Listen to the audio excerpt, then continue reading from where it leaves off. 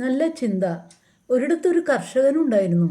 അദ്ദേഹത്തിൻ്റെ പാടത്ത് വിളവെടുക്കാറായപ്പോൾ കിളികളുടെ ശല്യം വർദ്ധിച്ചു.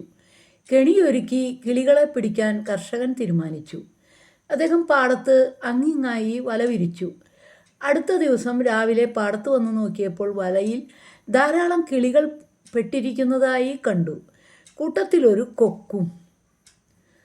കർഷകനെ കണ്ടയുടനെ കൊക്ക് പറഞ്ഞു, എന്നെ രക്ഷിക്കണേ, ഞാൻ അബദ്ധത്തിൽ വന്നു പെട്ടതാണ്. അങ്ങയുടെ ഒരു ധാന്യമണി പോലും ഞാൻ കഴിക്കാറില്ല. ഞാൻ മീൻ പിടിക്കാൻ വന്നതായിരുന്നു. കിളികളോട് ചങ്ങാത്തം കൂടി ഞാൻ ഈ വലയിൽ പെട്ടുപോയതാണ്.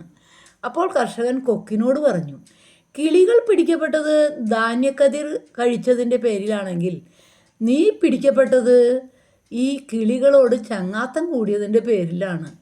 നമ്മോട് അടുത്തിടപഴകുന്നവരുടെ ചിന്തകളും പ്രവൃത്തികളും നമ്മിൽ സ്വാധീനം ചെലുത്തും.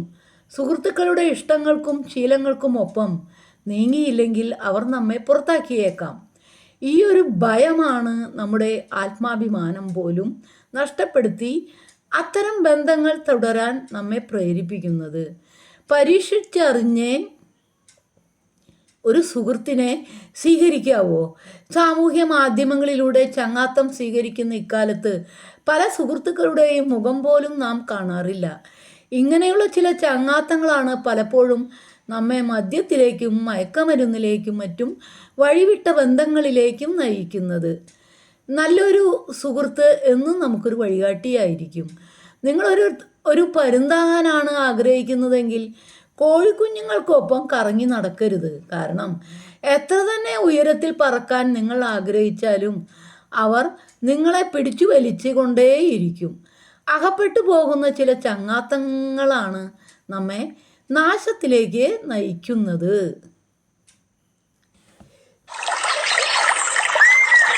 പർവ്വതങ്ങൾ അവിടുത്തെ മുമ്പിൽ പ്രകമ്പനം കൊള്ളുന്നു, മലകൾ ഉരുകിപ്പോകുന്നു, ഭൂമിയും ലോകവും അതിലുള്ളതൊക്കെയും അവിടുത്തെ മുമ്പിൽ ശൂന്യമായി തീരുന്നു. അവിടുത്തെ രോഷത്തിന് മുമ്പിൽ നിലകൊള്ളാൻ ആർക്കു കഴിയും? അവിടുത്തെ കോപാഗ്നി ആർക്കു സഹിക്കാനാവും? അഗ്നി പോലെ അവിടുത്തെ ക്രോധം വർഷിക്കപ്പെടുന്നു. അവിടുന്ന് പാറകളെ ഉടച്ചു കളയുന്നു.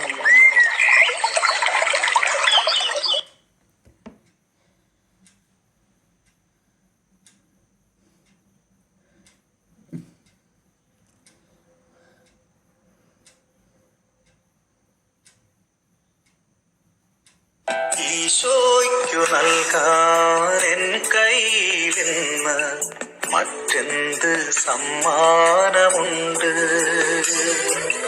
ഞാനിതാ നൽകുന്നു പൂർണ്ണമായി എന്നെയുമെൻ സർവമോഹങ്ങളും. ഞാനിതാ നൽകുന്നു പൂർണ്ണമായി എന്നെയുമെൻ സർവ.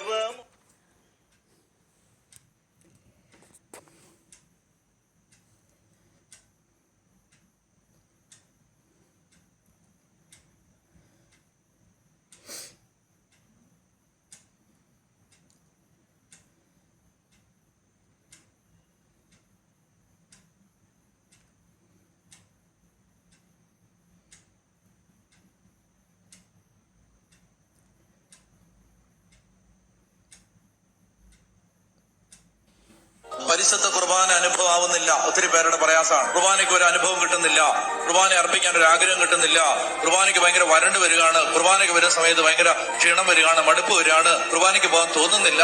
കോവിഡിന്റെ സമയത്ത് ആ വർഷങ്ങൾ കുർബാനയ്ക്ക് പോകാതിരുന്ന ആളുകളുണ്ട്. എന്ന് പറഞ്ഞാൽ കുർബാനയ്ക്ക് അത്രയും സൗഭാഗ്യം, കുർബാനയ്ക്ക് ഇനി പോകണ്ടല്ലോ. അപ്പൊ ഒരുപാട് ആളുകളുടെ മനസ്സിലെ ഒരു ചോദ്യമാണ്, എന്താണ് കുർബാന ഒരു അനുഭവം ആകാത്തത്? ഒറ്റ വാക്യത്തെ ഞാൻ ഉത്തരം പറയാം.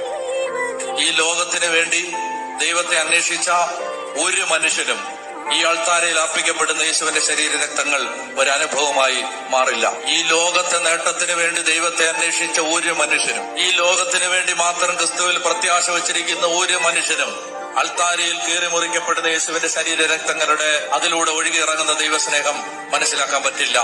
ഈ ലോകത്തിനപ്പുറത്തൊരു ജീവിതം ഉണ്ടെന്ന കാഴ്ച കിട്ടാത്തൊരു മനുഷ്യന് സഭയിലെ ഒരു പ്രാർത്ഥനാ രീതിയുടെയും ആഴമുള്ള ദൈവാനുഭവം കിട്ടില്ല.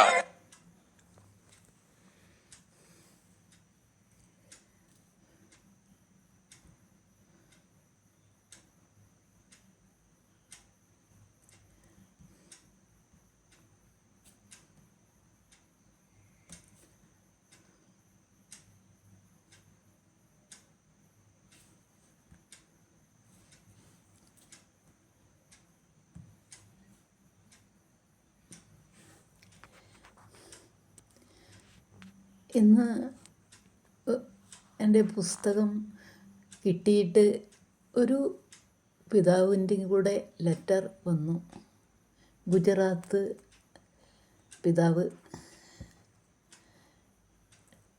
രാജ്കോട്ട്.